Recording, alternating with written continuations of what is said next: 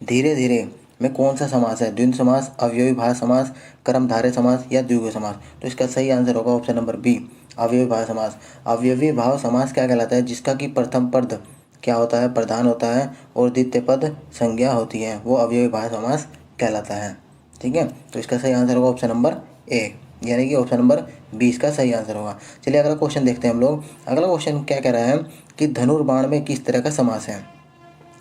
तत्पुरुष समास, बहुव्रीहि समास, कर्मधारय समास या द्विगु समास? तो इसका सही आंसर होगा धनुर्बाण में द्वंद्व समास है, यानी कि ऑप्शन नंबर डी। द्वंद्व समास क्या होता है? जिसका कि दोनों पद क्या होते हैं? जिसके कि दोनों पद प्रधान होते हैं। ठीक है, और इसका विग्रह करने के लिए दो पदों के बीच में और अथवा या जैसे योजक अवयव लिखा जाता है। ठीक है, जैसे धनुर्बाण में इसके लिए लिखेंगे हम लोग क्या? धनुष और बाण। ठीक है, तो अगला क्वेश्चन हमारा है क्वेश्चन नंबर 3। क्वेश्चन नंबर 3 देख लेते हैं कि इनमें शत्रु का पर्यायवाची कौन सा नहीं है? अई, अरि, रिपु या बैरी? तो इसका सही आंसर होगा ऑप्शन नंबर ए, शत्रु का पर्यायवाची अहि नहीं है, जबकि रिपु, अरि और बैरी शत्रु के पर्यायवाची हैं। अगला क्वेश्चन हमारा है 4th कि कौन सा शब्द इंद्र का पर्यायवाची नहीं है? तो इसका इंद्र का पर्यायवाची शब्द गणाधिप नहीं है। ठीक है, जबकि इसमें शक्र, मध्वा और पुरंदर इंद्र के पर्यायवाची शब्द हैं। आगे है क्वेश्चन कि स्पर्श का विलोम शब्द क्या है? ऑप्शन नंबर डी इसका सही आंसर है, अस्पृश्य स्पर्श का विलोम शब्द होगा। अगला क्वेश्चन हमारा है कि ध्वंस शब्द का विलोम शब्द क्या है? विध्वंस, निर्माण, तुल्य या प्राकृतिक?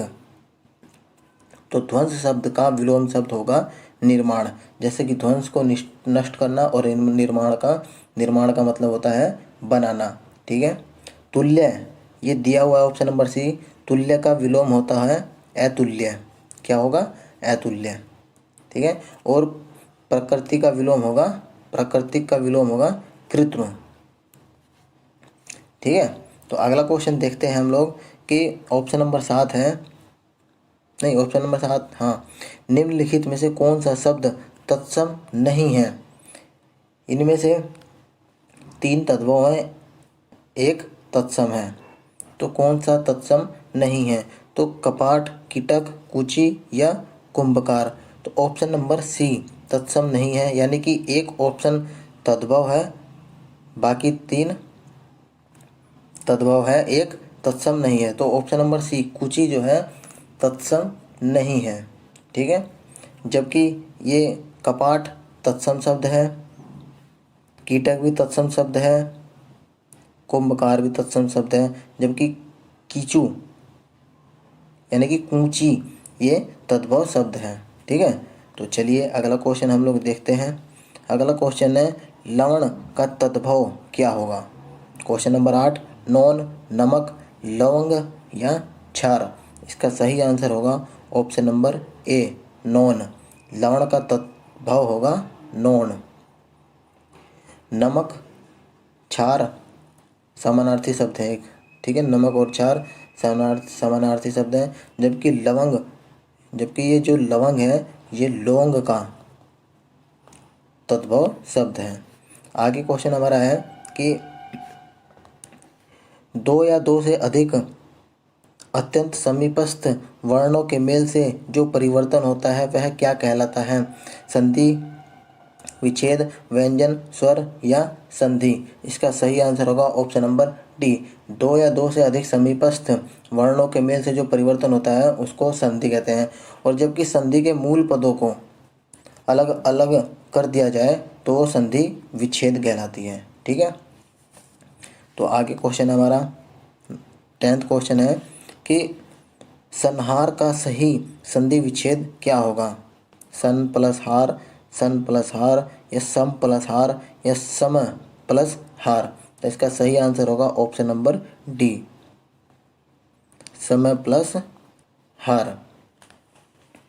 ठीक है, और ये व्यंजन संधि का उदाहरण है दोस्तों। ठीक है, आपको ये भी ध्यान रखना है। अगला क्वेश्चन हमारा है कि गुरु के समीप रहकर शिक्षा ग्रहण करने वाला के लिए एक शब्द का चयन करना है। गुरुकुलवासी, छात्रावासी, अंतेवासी या आश्रमवासी। तो इसका सही आंसर होगा अंतेवासी। गुरु के समीप रहकर शिक्षा ग्रहण करने वाले को अंतेवासी कहते हैं, जबकि और ये इससे अलग हैं। तो क्वेश्चन नंबर 12 क्या है? उच्च कुल में पैदा व्यक्ति को क्या कहते हैं? धनी, स्वर्ण, श्रेष्ठ या कुलीन। तो उच्च कुल में पैदा व्यक्ति को कुलीन कहते हैं। ठीक है, जबकि ये स्वर्ण किसे कहते हैं? एक ही जाति के लोगों को स्वर्ण कहते हैं। ये भी आपको ध्यान रखना है, आ सकता है पेपर में। चलिए अगला क्वेश्चन हमारा है कि 13वां है अंधे के हाथ बटेर लगना। इस कहावत का आपको अर्थ बताना है कि अंधे के हाथ बटेर लगने का अर्थ क्या है। तो इसका सीधा सीधा अर्थ होता है कि किसी अयोग्य व्यक्ति को महत्वपूर्ण वस्तु प्राप्त हो जाना। ठीक है, तो ये अंधे के हाथ बटेर लगने का अर्थ होता है। तो ऑप्शन नंबर बी इसका सही आंसर होगा। अगला क्वेश्चन है गांठ का पूरा मुहावरे का अभिप्राय क्या होगा? विघ्न आना, बेफिक्र होना, शक्तिहीन होना या मालदार होना। तो गांठ का पूरा का मतलब होता है मालदार होना। ठीक है, तो इसी प्रकार से अगला क्वेश्चन है कि निम्नलिखित में शुद्ध वाक्य पहचानिए। शुद्ध वाक्य की पहचान करने के लिए भी आता है। तो दोस्तों इसमें इसका आंसर होगा सी, छी कितना घृणित दृश्य है। आपको ये भी देखकर पहचानना होगा। तो आपको इसका आंसर ऑप्शन नंबर सी होगा। 16वां क्वेश्चन है शब्द अनुसार क्रम में सही वाक्य क्या है? वह गरीब आदमी था, वह आदमी गरीब था वह आदमी गरीब, था कि गरीब वह आदमी। इसका सही आंसर होगा ऑप्शन नंबर बी। ठीक है, वह आदमी गरीब था। 17वां क्वेश्चन है इनमें से कौन पुल्लिंग नहीं है? बचपन, वायु, समुद्र या कंबल। तो वायु जो है स्त्रीलिंग शब्द है, बाकी जो है ये सब पुल्लिंग है। ठीक है, तीनों को मिलाकर पुल्लिंग और वायु स्त्रीलिंग शब्द है। अगला क्वेश्चन है गो शब्द का वचन पहचानिए। गो शब्द सदा बहुवचन, एक वचन, सदा एक वचन या बहुवचन। तो ये गो शब्द एक वचन है, जबकि अगर ये गोएं इस तरह लिखा होता है तो ये बहुवचन हो जाता। ठीक है, अगला क्वेश्चन है कि क्रियापरक व्याकरणिक कोटि चिन्हित कीजिए। यानी क्रियापरक व्याकरणिक कोटिक बताना है। कोटि कारक होता है, लिंग होता है, वचन होता है या पक्ष होता है। तो इसका सही आंसर होगा कारक। ठीक है, तो इसका ऑप्शन नंबर ए सही हो जाएगा। 20वां क्वेश्चन है निम्नलिखित में से शुद्ध शब्द कौन सा है? इसका आंसर हो जाएगा ऑप्शन नंबर बी, अंत्याक्षरी शुद्ध शब्द है, बाकी तीनों अशुद्ध शब्द हैं। 21वां क्वेश्चन है निम्नलिखित में से शुद्ध रूप में कौन सा है? प्रदर्शनी को बताना है कि कौन सा सही लिखा हुआ है। तो प्रदर्शनी ऑप्शन नंबर बी जो दिख रहा है हमें बिल्कुल सही लिखा हुआ है, बाकी जो हैं वे गलत लिखे हुए हैं। ठीक है, तो ऑप्शन नंबर बी सही होगा। और लास्ट क्वेश्चन हमारा है कि निम्नलिखित में से कौन सा शब्द हंस की जगह प्रयुक्त नहीं किया जा सकता? क्वेश्चन नंबर 22 हंस की जगह दोस्तों अमृत शब्द, ये हंस की जगह कौन सा शब्द प्रयुक्त नहीं किया जा सकता? सूर्य, योगी, श्वेत या अमृत।